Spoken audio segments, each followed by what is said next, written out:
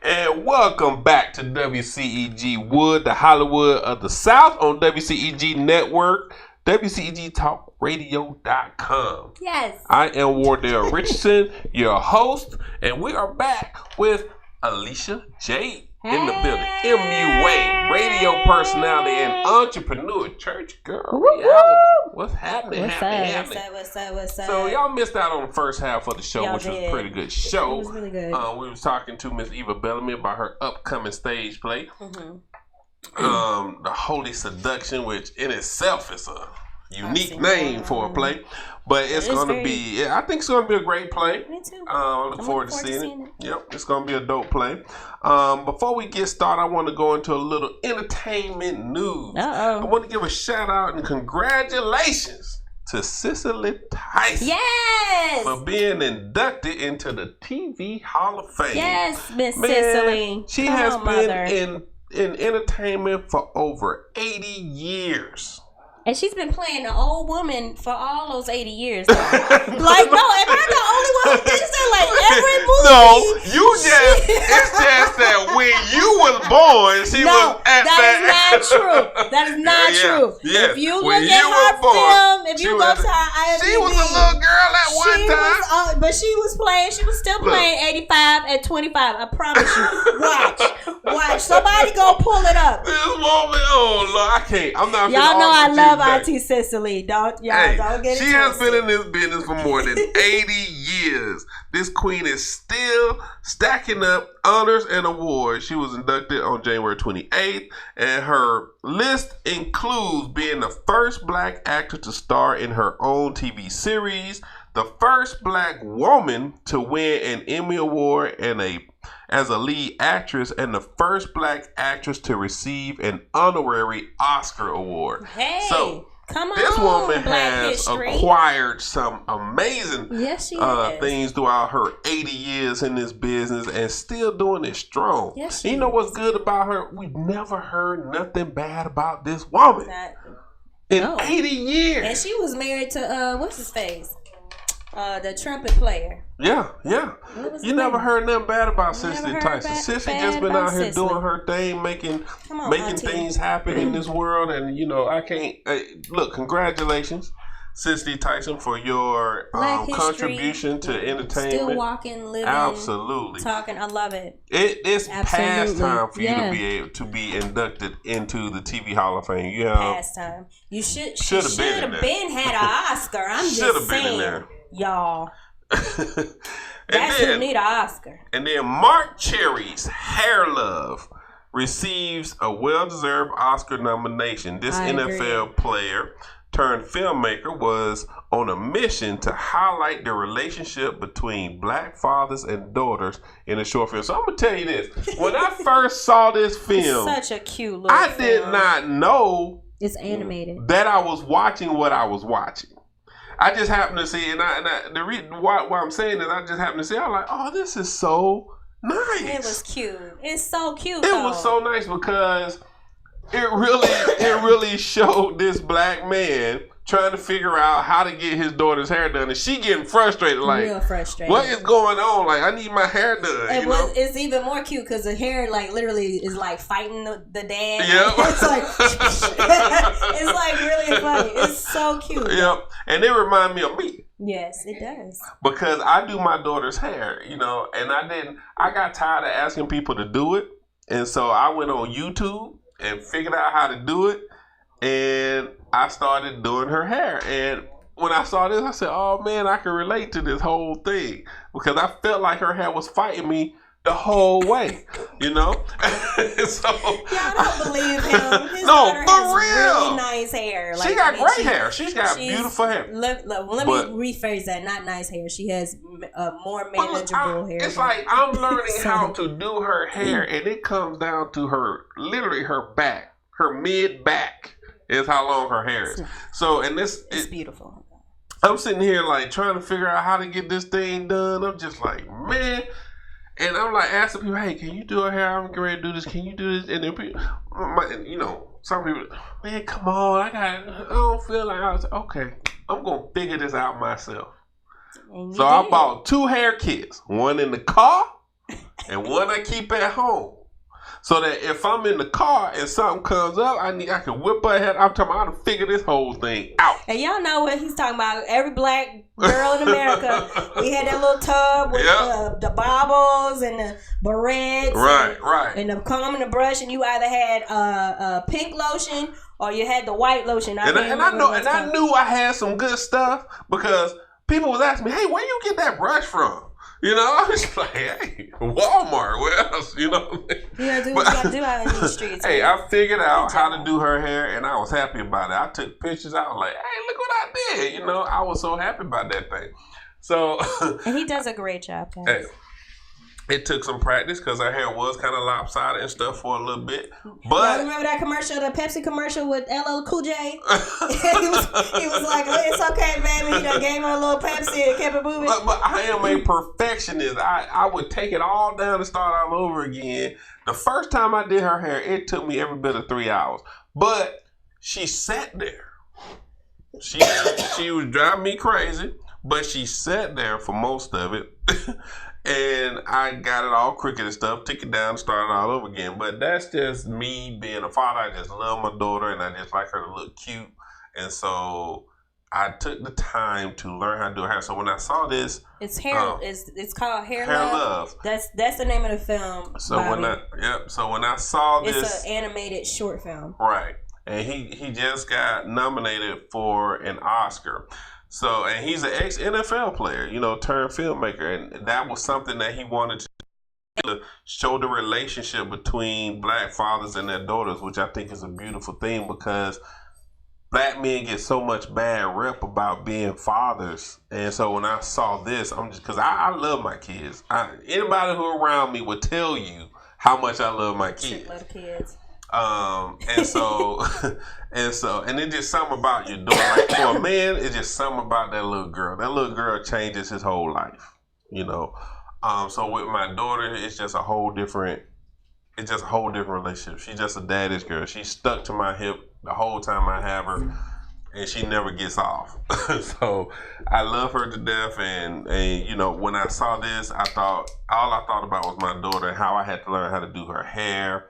How I had to learn how to keep her still. Like I figured out ways to keep her still so I could do her hair and stuff. So it was, you know, Hair Love. Make sure y'all check that out. You can find it on YouTube, I think. But it's a great, great short film. I thought it was well done for him to try to bring that relationship, show that relationship between a father and his daughter, a black father with his black daughter. That's a huge thing. So shout out to Matthew Cherry for that. That meant a lot for me personally as a father of a daughter. Now what?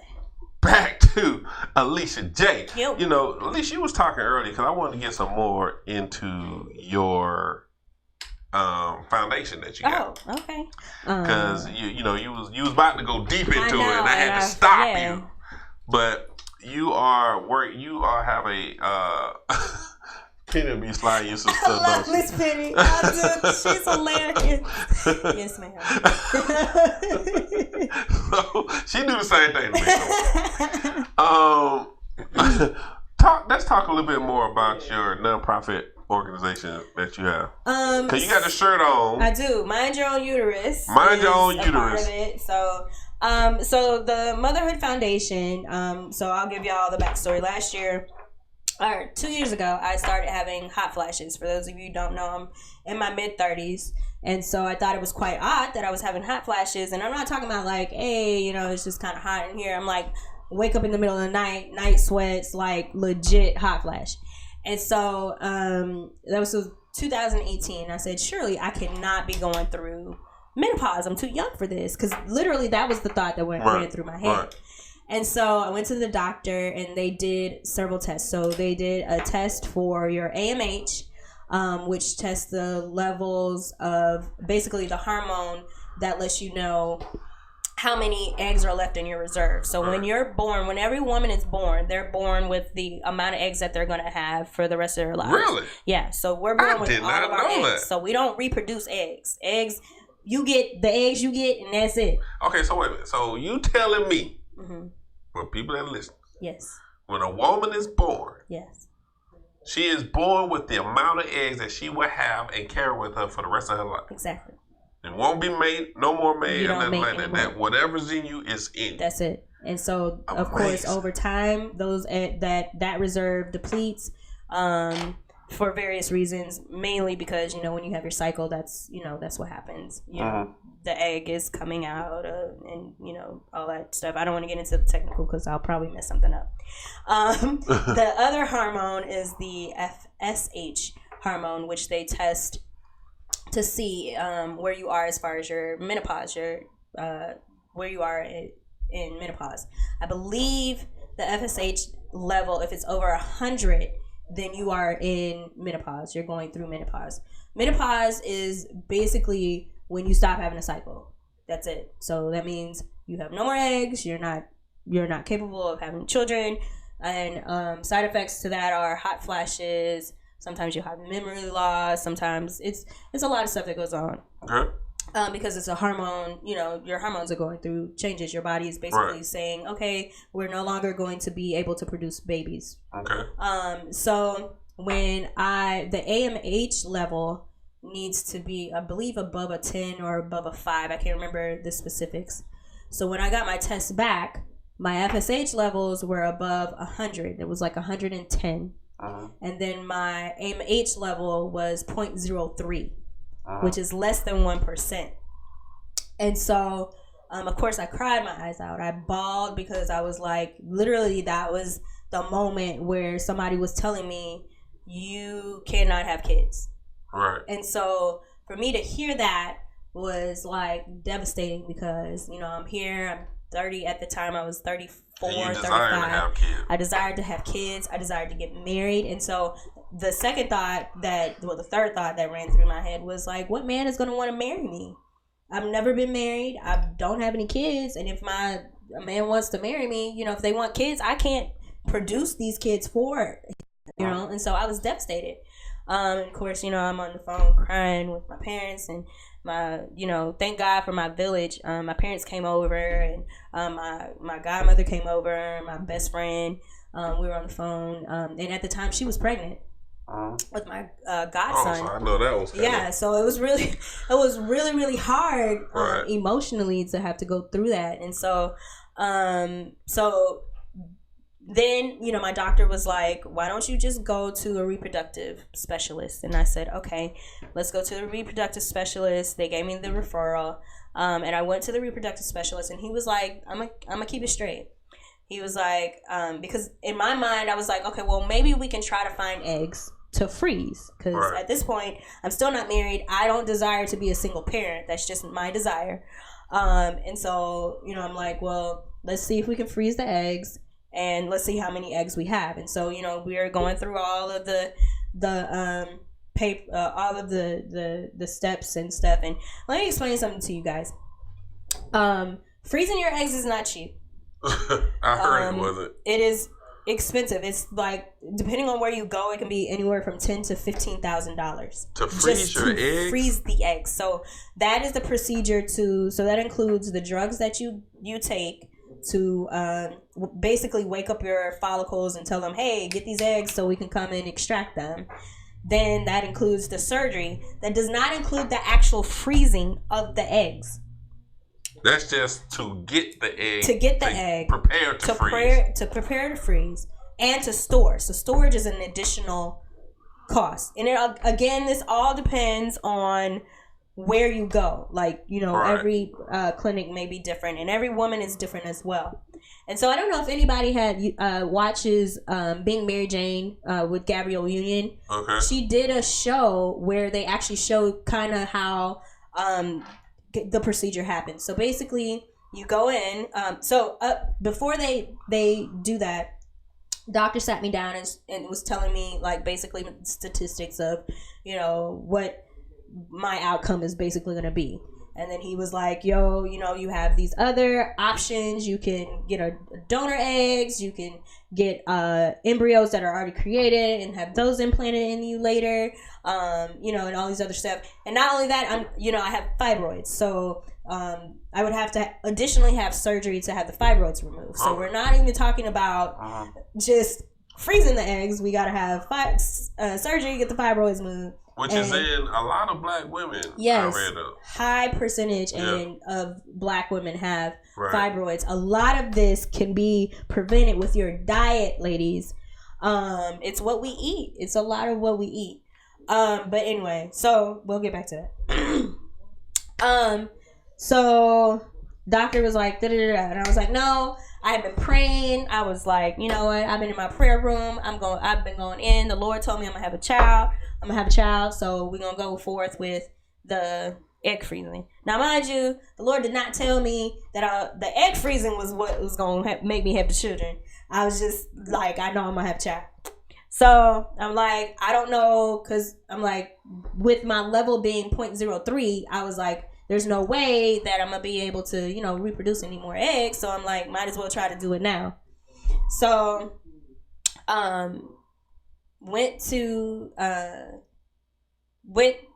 got the hormones. So basically, you went through a lot. Yeah, it's a lot. Yeah. Basically, and at the time I had just lost my job, so I'm going through this unemployed. So God bless my parents. I absolutely love them. They are very supportive. So basically, in order for you to freeze the eggs, you gotta, you know, basically wake your system up and say, hey, eggs, we need you to come out and, you know, come out of the follicles. Uh-huh. So basically, I was taking a hormone 4 times a day for a whole week. So I'm shooting myself in the stomach and just praying. Every time I shot myself, I was praying. And I can't even tell you which hormones there were. There were so many. The vials were like this big. You had to put them in the refrigerator. Wow. The needles were really small, so it wasn't that bad. Like, you really couldn't really feel it. Right. But, you know, if you're not a needles person, you know, anything is a big deal. Right. And so, injected, you know, the hormones. And then after injecting the hormones, I went back for another ultrasound, because throughout this whole situation, they're taking ultrasounds, they're taking blood to kind of see where you are and all this other stuff, your levels. So go back to get the ultrasound and have my blood taken again. And the lady who was doing the ultrasound, you know, I could tell on her face, like, it wasn't very optimistic. And for me, it's hard for the doctors to always see the right ovary. I'm not quite sure why it's like hidden, but she was able to get a picture of it. But so they take pictures of your ovary and your uterus and just kind of see what's going on. So basically, they're trying to find where the follicles are on your ovaries. So at this point, this is on a Sunday. So I go to church right after I go to the doctor, and I get the phone call. So I see my phone I missed the call. I go out of church. I call the nurse back, and she's like, we're going to cancel everything. So what was so devastating is the fact that she used the word cancel as opposed to we're just going to stop everything, and you just need to come in. I think cancellation for me just was kind of like a final, like, nail in the coffin type situation. And so she was like, we're going to cancel the cycle. And basically they were like, we didn't find any follicles. So, you know, I am devastated. I'm hopped up on hormones, so no telling where my emotions are, because they're off the roof. Right. And then they were like, you can't find any follicles. So the main purpose you was taking the hormones and stuff didn't do its job. Exactly. Basically. So, and this was the first reading. So this was coming from the nurse. So the nurse was like, well, you can have your final consultation over the phone, or you can go into the office. And I said, I'd rather go into the office. And so I go back to the doctor. The doctor said we were able to find 1 follicle, but they won't perform surgery just to extract 1 follicle. Right. Because the chances of them finding eggs in that 1 follicle would be slim to none. And they, you know, you don't want to pay for the surgery, you know. Right, nothing be there. Right. And that's the risk that you take when you're doing all of this. And so here I am at 35 saying to myself, like, how did this happen? Like, how is it that, because I thought I had more years. So my grandmother, she was having babies in her 40s. So I was like, hey, I'm good. And like, I got cousins that still having babies, like, they're in their 40s. Right. So I'm like, oh, my genes are wonderful. And so while I was going through this, you know, I was calling and asking people, you know, how to do everything. Hey, Callie. And so I was trying to try. Miss Penny is so funny. I love her. And so, I literally went into a deep depression. I have never been in depression the way that I was in depression. I could not function. I literally was a shell. Like, and my mother saw me and she was like, "Oh no, babe, I got to take care of you." And she took care of me, and I thank God for my mom. She's amazing. But it was like you would get up and you would just normally function. Now, mind you, I didn't have anything to do because I didn't have a job. Right. So, I could literally lay in the bed all day and cry. And that's what I did some days because I was just like, this is the worst. Like, I have never been in a place where I didn't understand where God was in this moment. I didn't understand where I was. I was trying to figure out what was going on.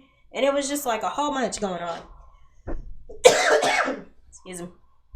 So, got to the point where I was like, okay, I'm not going to stay in this place though. Right. So, I did all my crying, did all my why Lord me, why Lord me, why Lord me. And then, it dawned on me, why not you? Why not be that person that God chose to carry this? There's a reason why God gave you this. And so in that moment, I said, you know what? No other woman should have to go through this without, knowing where they are. And so, especially single women, because, especially Christian single women, we're taught, get married. And this is the way that the Lord wants us to do it. Get married and then you have children. And what's happening is more and more women are waiting longer and longer in life, to get married and have babies because we out here being bosses and running companies and starting stuff. And so that's true.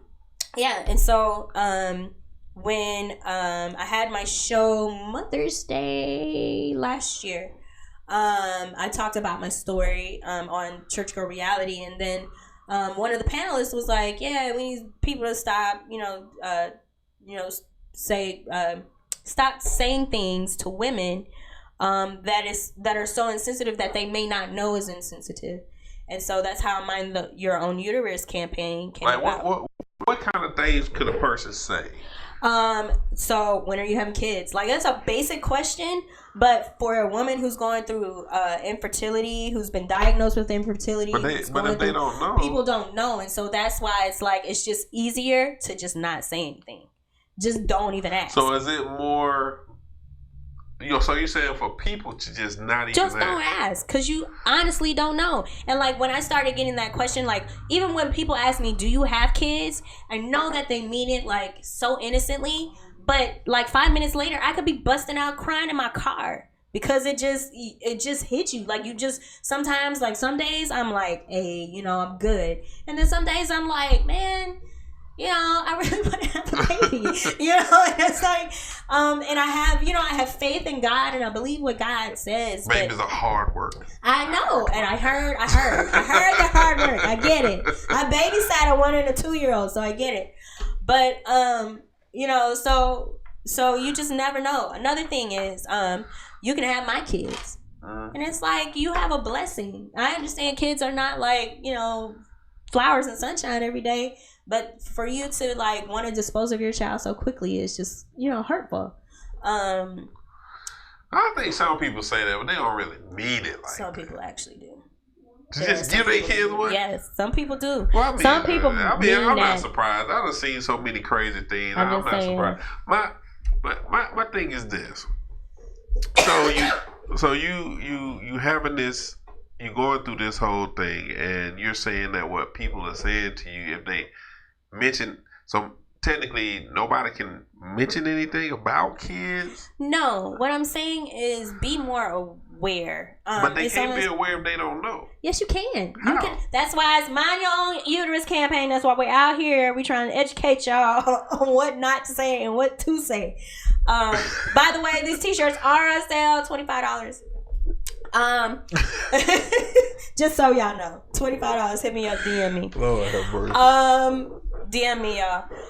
But basically, it's a way of saying, it's a way of trying to protect my mental state. It's a way of saying, for years, we have just not been conscious of the fact that certain things may, like, break people down. Like asking somebody who's not married, like a single person, are you married? But, I think or why aren't you married? People learn what not to say through experience. And I give you an example. I was at a barbershop one time. This girl I knew came in at the barbershop. This was years ago. And she looked like she was pregnant. Oh, God. What did you say? I said, how far along are you? Mm-hmm. She wasn't pregnant. Yeah. So she was like, I'm not pregnant. I was like, oh, okay. Yeah. I learned not to ever say that again. Exactly. Whether I see them pregnant or not pregnant. But what our campaign seeks to do is to prevent you from having that awkward moment. So if you already know not to ask something else. So, what do you do for a living? Or, I saw that, but you cared enough to ask her how far along she was. Why did you care whether or not she was pregnant? Because I knew her.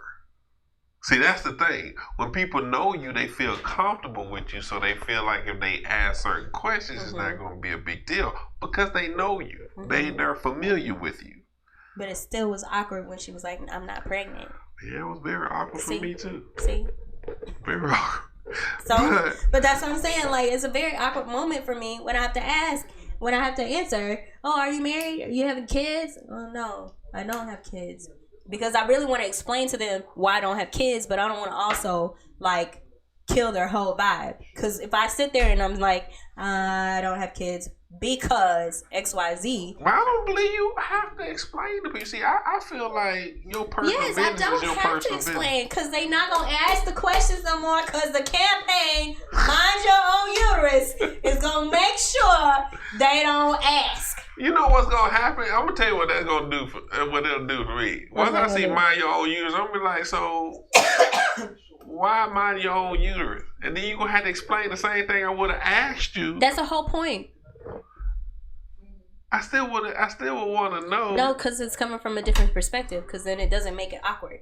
So you've already asked me, Mind Your Own Uterus, what does that mean? Right. Now I can explain without having to feel awkward for explaining it to you because you asked me why I'm not pregnant. So then I'm gonna be like, so is this what happened to you? What do you mean? Huh?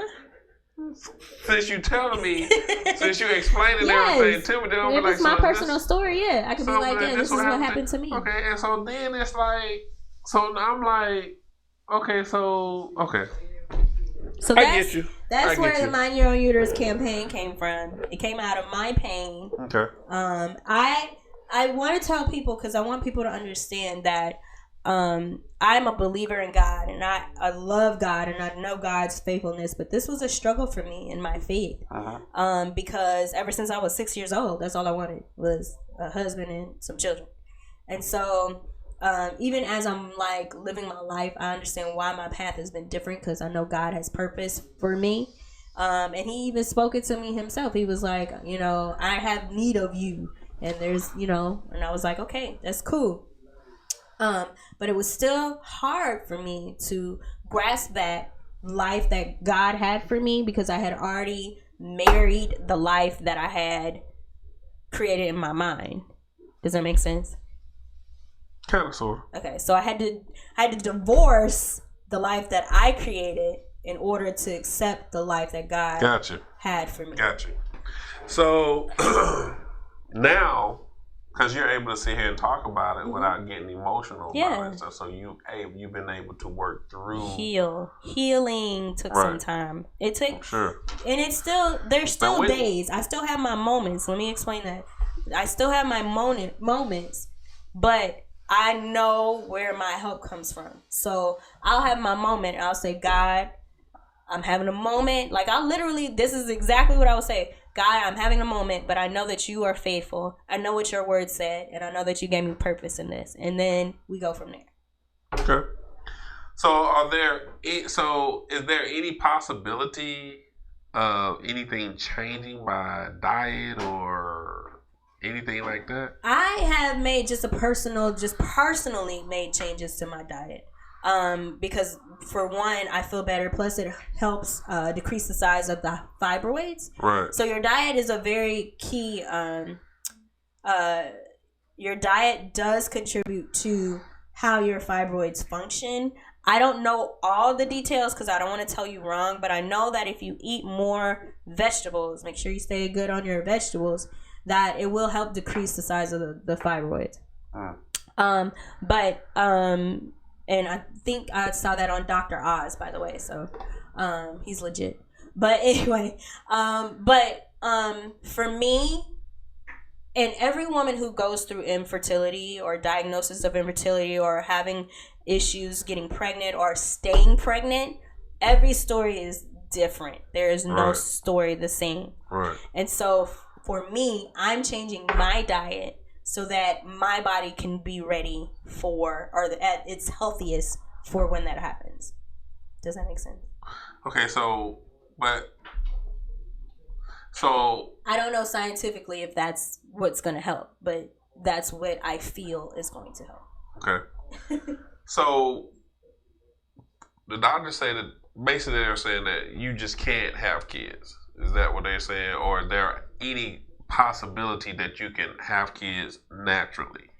The doctor basically said because of the egg reserve that there aren't enough eggs for me to have a child naturally. Right. And I am going through menopause, which means basically the baby factory is shutting down, or pretty much to shutting down. But they said that you said that they said something about you can take some eggs and have them placed.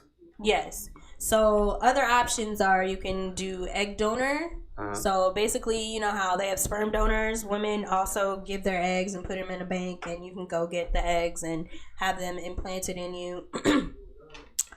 You can do embryos that are already created where the sperm and the egg are already together. You can have that implanted from somebody else. So you can still technically go through the whole pregnancy. Right, but it wouldn't be my egg. Gotcha. Is what they're saying. So natural. That would be kind of. You don't think that would be kind of weird or anything, or? No, I mean women are surrogates all the time. Yeah. Sperm donors. It's always different. I mean, I prefer it to be my own egg. Right. But I don't know what God's plan is as far as how this baby is going to get birthed. So all I can do is have faith in knowing that it's going to happen. Okay. Well, that's quite a story. I didn't know anything about that. When you start touching on it earlier, I just wanted to get a little deeper into it, talk about it, because it was an interesting story. Yes. I knew nothing about it. And I don't pray this on my worst enemy, I promise you. But yeah, just, be more aware in public settings that, and in another vein, not every woman wants to be a mom. And so when you ask them when you're going to have kids, some women just are like, I don't want to be a mom. That's not what my goal is. Right. And I've met women like that. So. You got people popping kids out and don't even care about them. That's true. So. That hurts as well. But, they are here. They are humans. And we thank God for their birth. Absolutely. Amen. So, thank you for that. You're welcome. wanted to shed some light on that some more because I know you was about to get into it earlier, and I was like, wow, let's hold off on that. We'll talk about that some more. We do have a question though. What? How do you lovingly have that conversation with someone who has had this experience? From what perspective? I'm not quite sure. What perspective my cousin was coming from, but which is similar to what I was saying. You can not be as abrasive as I am. Because in this moment, it's only because I know you that I could be like this. But it seemed like because people can just talk about having a baby, just talk about kids, and then it can be a sensitive subject. Right, and you don't know, and that's fair. That's totally fair. You can also say, you know what, or most oftentimes what I end up doing is just removing myself from the situation. So if there's a conversation, I just kind of either shut down the conversation in another way and redirect it, or, I just leave.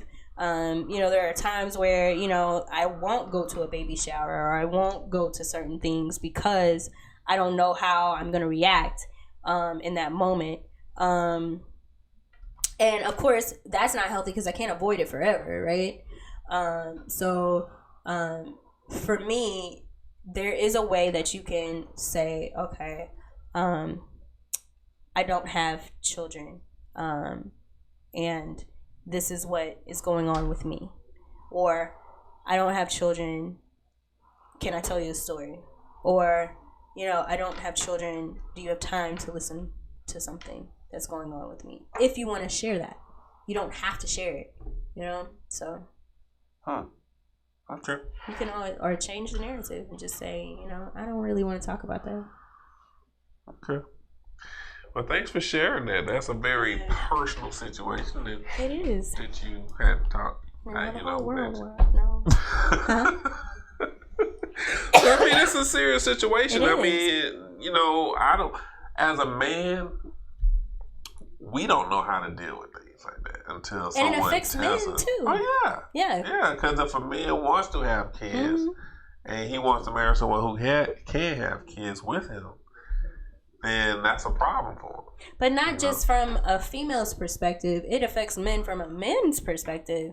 Because there are men that don't know what their sperm, sometimes the sperm count is not high, or there's something wrong with the way their sperm is shaped, and that's why they're having an issue. So, so it goes both ways. Infertility doesn't just affect the woman, it affects the man. And there's so many other different things that women go through that affect their fertility. Endometriosis, PCOS, which is polycystic ovarian syndrome.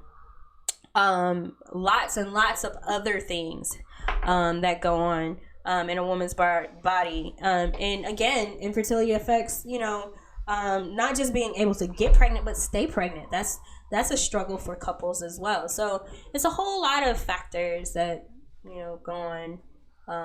So your goal with the t-shirt, Mind Your Own Uterus, is to help people to not say things or be aware that to not say things that could affect the other person, even if they don't really know the situation. Right.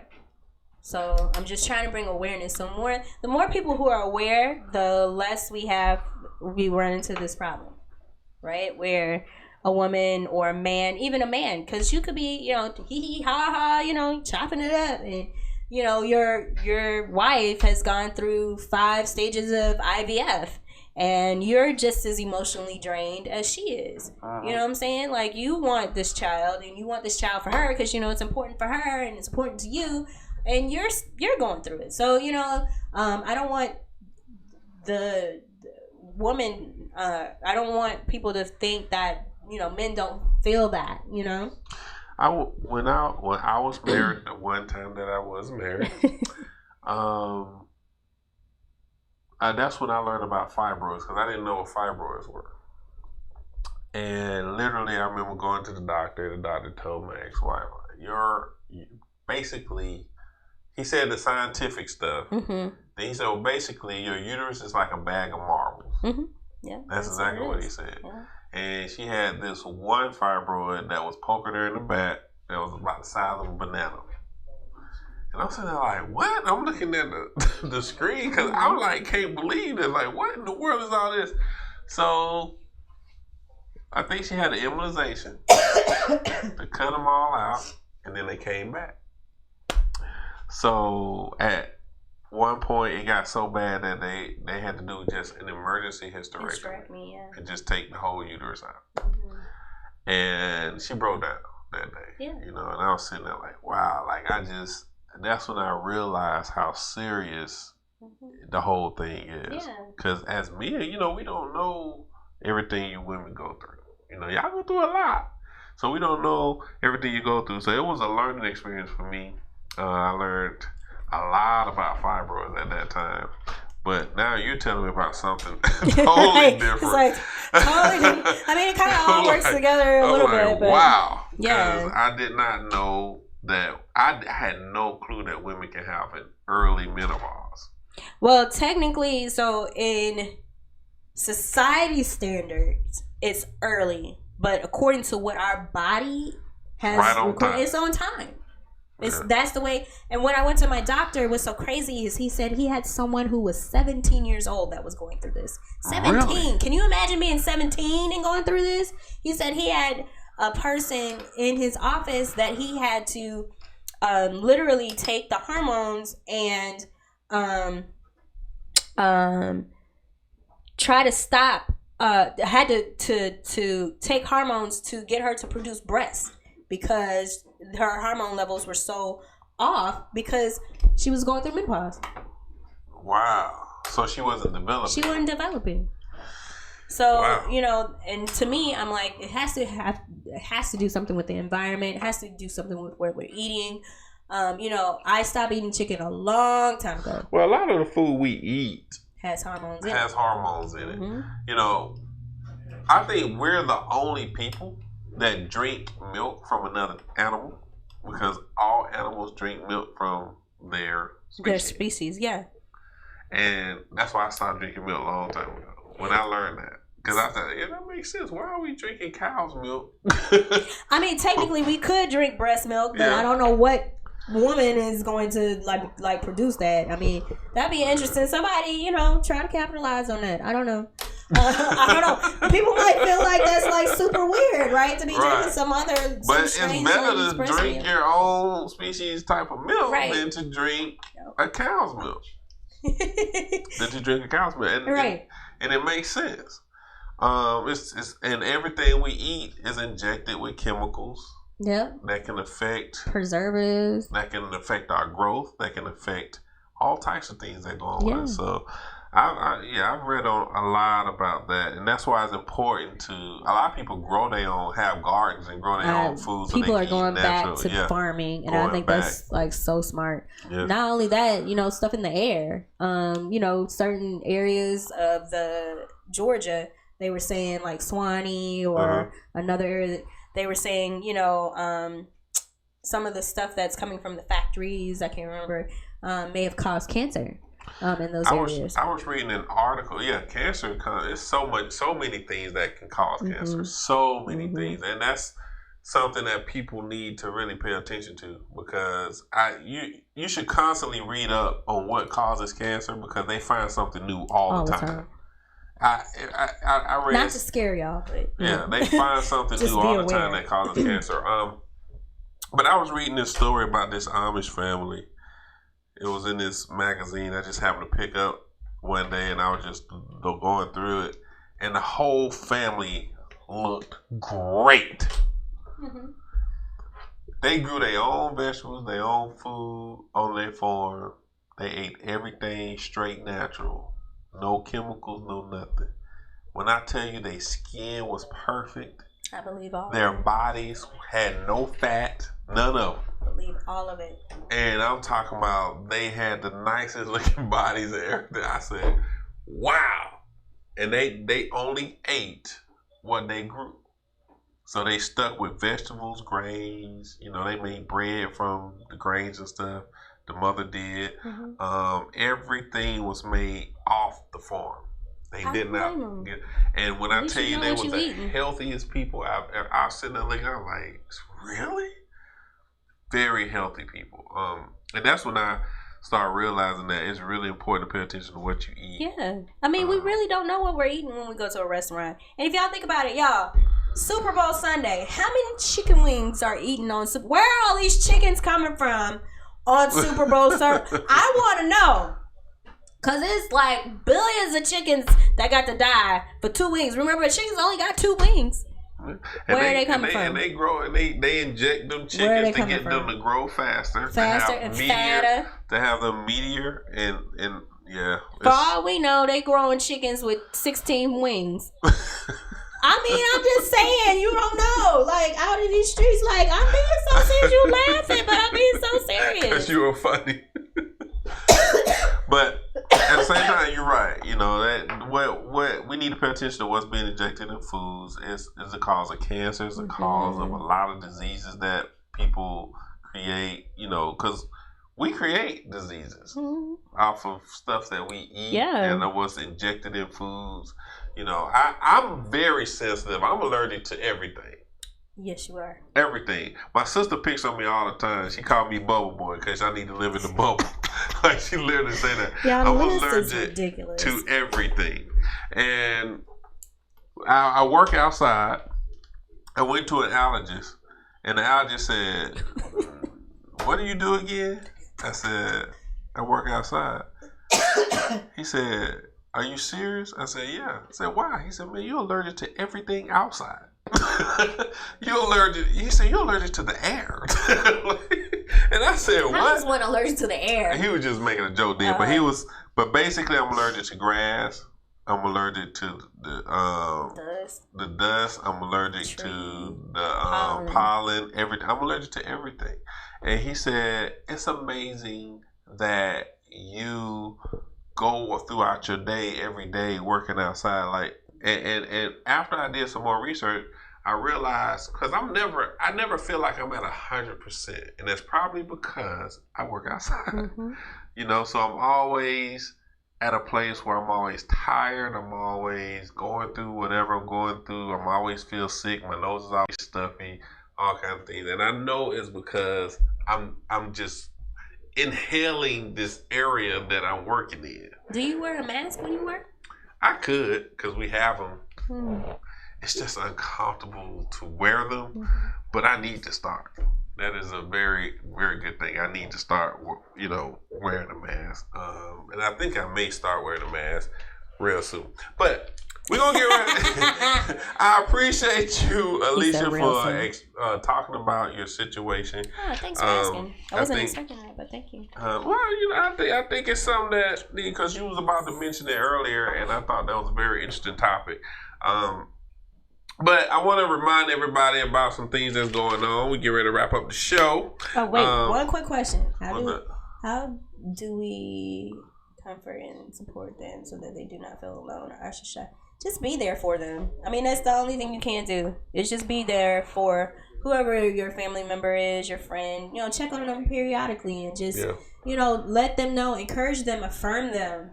Say you're not broken. You're not trash, you're not garbage, God still loves you. Like, all those things are very helpful if you have someone in your life that is experiencing this, and pray for them. I mean, I promise you, every prayer that you can pray is very important. So, pray for your family, pray for your friends, pray for God's will to be revealed in their lives so that they're not wasting time, and that, their emotions aren't being spent. But yeah, that's it.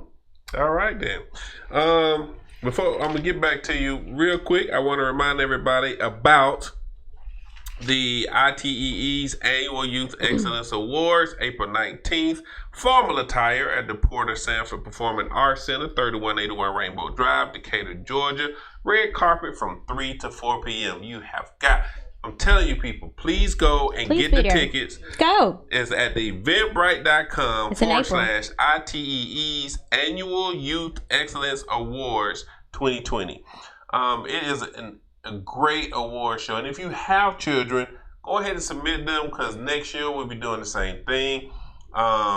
It is a wonderful award for children who we honor that's in film, TV, music. If they play an instrument, if they sing, rap, if they in sports, we have people that's in the Olympics. We have children speakers, children preachers. That's amazing.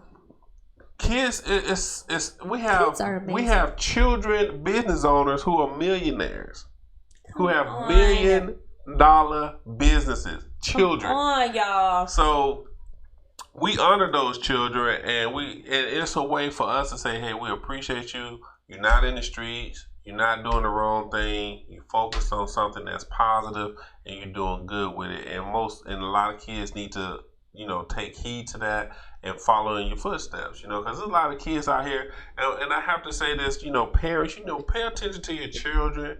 Talk to your children. Spend time with your children. Mm-hmm. Just buying them stuff and sending them outside is not parenting. You have to communicate with them. You have to take time to talk to them and get to know them, because children evolve continuously. Especially when they're around other children. You know, they're learning stuff. They're picking up stuff. They're learning about sex at a very young age. You need to know what your children are learning, and you need to talk to them about these things. We got children talking about sex in elementary school, and they know a lot of the things that we know in elementary school. So it's important to talk to your children, to build a relationship with them where they can trust you enough to come to you and talk to you about the things that they learn or hear or talk or people are talking about in school. You need to know who their friends are. You know, how they friends are acting, what their friends are doing, because if your kids are around them, they're pulling in all of that. And you just never know the direction that your kid is going to go. So you have to be that model for them. You have to be open to them and don't. You know, I had a guy, this guy who have kids, and we talk all the time. And he told me, he said, you know, the one thing you should always remember about your daughter, he said, especially your daughter, is always be open. She may say something that's gonna sound so uncomfortable. He said, trust and believe it's gonna be the most uncomfortable conversation, but just be open and sit there and just talk about it. You know, and they will appreciate that. And I said, okay, that's something good, because you know, I just be sitting there. I could see myself cringing, like, please don't say what I think you're going to say. Please don't say what I think you're going to say. So, you know, that's one thing. But anyway, you know, make sure you come out and support this event. This is a huge event. It's at the Porter Sanford. Kids are treated top of the line. They get escorted there in limos. In a limo, they go straight to red carpet, cameras everywhere taking pictures. I mean, several of the kids said it was the best day of their life. So come and be a part of that. See what's going on. Once again, you can get tickets at eventbrite.com/ITEES Annual Youth Excellence Awards 2020. On February the 14th, we just had Eva Bellamy in here, who is the writer, executive producer of Holy Seduction, starring Cassandra Hollis and Anthony Earl Jr. Listen, if you don't have anything going on for Valentine's Day, you're looking for something to do, you want a date, or you just going to sit home and do nothing, well, you got something you can do. Absolutely. Go and see this play, and they also will give you ticket or coupons or discount tickets to go and eat at certain restaurants.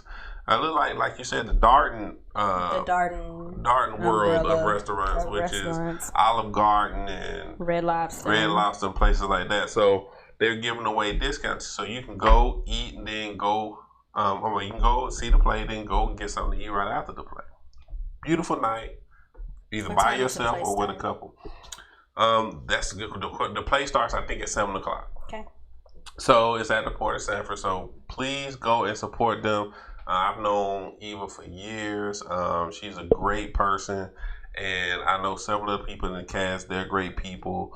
Go and support this play. It's going to be an awesome play. And on February the 29th, Keisha Rivers stage play Mama, They Didn't Mean It, based on real life events. She was in here at the end of last year, before the holidays, talking about her play that's based on her life experience. She went through a lot in her life, and she brought it all out here on the show. A nice woman. She has a great story to tell. Please go out and check that out. The stage play Mama, They Didn't Mean It, on the 29th of February. On March 1st, we will be going to Selma, Alabama to commemorate the 55th anniversary of the march which led to the passing of the Voting Rights Act for African Americans. We will be leaving at 5:30 a.m. from Atlanta and returning at 9:30 p.m. That same day. The cost is $50 a person before the 15th. After the 15th is $60 a person. You can pay by cash, check, or money order, or Cash App to Voter Empowerment Collaboration.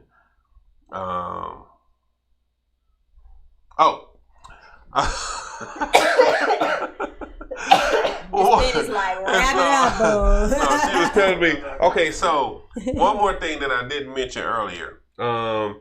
So I have several films that are out. Congratulations. I have several films that are out on Amazon and on Tubi TV. So I have 5 different films that are out. Addiction by Subtraction, GPS, The 30-Day Rule, Greed, and Flesh.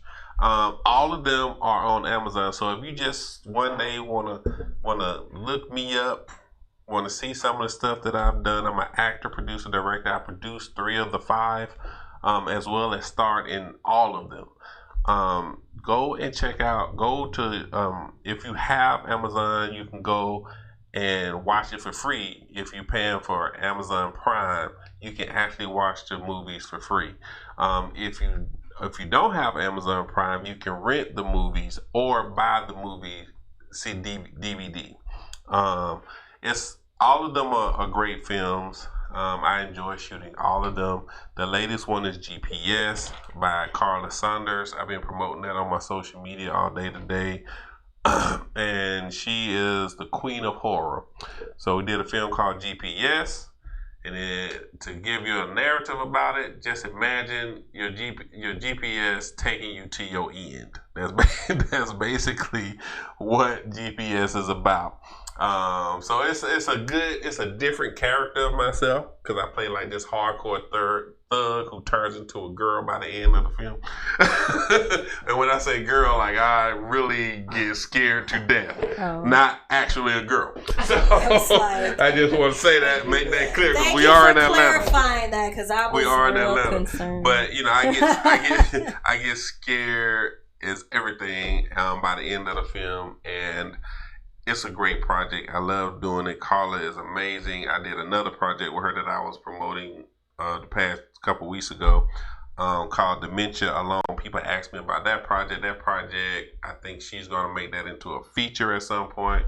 That was a great film project that I did. But definitely go on Amazon Prime. If you put my name in, I think all of them will pop up. Shout out to Maverick Films. They are behind 4 of the 5 movies that are on those sites. So Tubi TV is a free app. TUBI. It's a free app where you can go on there and watch movies, TV shows, and they try a lot of the movies and stuff that they have on there, they don't have on Netflix. So if you go on Tubi, you can also watch my movies, the movies that I'm in. They are great. It's a great app to have. And like I said, it's a free app. They get paid off commercials. So if you watch anything on there, it's going to get cut by a commercial here and there. But that's the essence of Tubi TV. With that being said, Alishia. Yes. One nugget, piece of advice, something positive to get to your fans before we get out there. Think before you speak. Hey. That's it. Mind your own uterus. That's a catchy phrase. Very catchy phrase. Mind your own uterus. I'll be saying that. Mind your own uterus. Business. Mind your own uterus. It makes sense. So, shout out to Joy Nails for the t-shirt. Let people know how they can reach you and follow you on social media. You can follow me on Instagram, Facebook, as Church Girl Makeup, Church Girl Reality, and the Motherhood Foundation. I'm on Twitter as I believe Church Girl Makeup or Alishia J, one of them two. There you have it. That's when you have so many pages you don't remember what you got. And I don't be on Twitter that much. Yeah. So I don't. So with that being said, we are going to check out. Thank you, Alishia, for coming on the show. Thank you for having me. It was really fun. Thank you for sharing your experience and conditions with what's going on with you. I know that's a very personal place and thing to talk about, you know, but you obviously want people to know about it. Yeah. So I really wanted you to talk about it, and you did. So thank you for that. Thank you, guys. And we are getting ready to check out. The Queen is saying, wrap this up. Wrap it up. Wrap it up. We are going to wrap this up. I am Wardell Richardson, actor, producer, director here in Atlanta, host of WCEG WOOD Hollywood of the South. Thank you for tuning in. God bless. God bless. Peace. Good night.